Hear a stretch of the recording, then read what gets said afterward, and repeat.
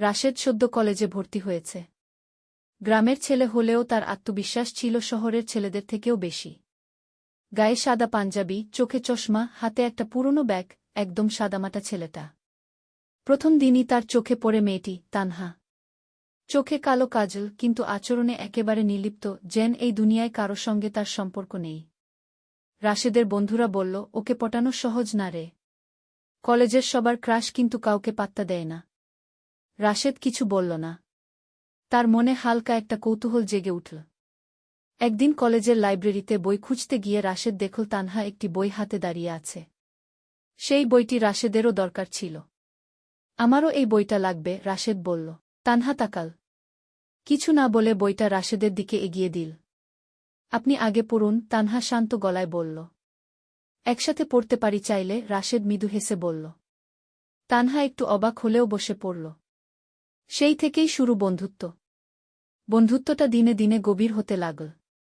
ক্যান্টিনে একসাথে বসা, ক্লাসে নোট শেয়ার, লাইব্রেরিতে ঘণ্টার পর ঘণ্টা আলোচনা, সব কিছুতেই রাশেদ বুঝতে লাগল তানহার চোখে একরকম কোমলতা আছে, যা সে লুকাতে চায়।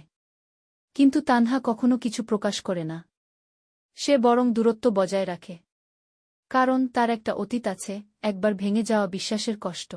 একদিন কলেজে নতুন একটি মেয়ের সঙ্গে রাশেদকে হাসতে দেখে তানহার মন খারাপ হয়ে যায়। সে রাশেদের সঙ্গে কথা বলা বন্ধ করে দেয়। রাশেদ কিছুই বুঝতে পারে না। তানহা, কি হয়েছে তোমার? তুমি জানো না, তাহলে জানতেও হবে না। এই কথাটাই রাশেদের মন ভেঙে দেয়। সে বুঝতে পারে তানহা তার প্রতি যত্নবান, কিন্তু প্রকাশ করতে ভয় পায়। একদিন রাশেদ কলেজের ছাদে তানহাকে ডাকে। হাতে একটা ছোট কাগজ। তুমি জানো, আমি কখনো সাহস করে কিছু বলিনি। কিন্তু তোমার অভিমানই প্রমাণ করে তুমি আমায় আপন মনে করো। আমি চাই তোমার পাশে থেকে তোমার সব অভিমান ভাঙিয়ে দিতে। তুমি চাইলে আজ থেকে প্রতিদিন। তানহার চোখ ভিজে আসে।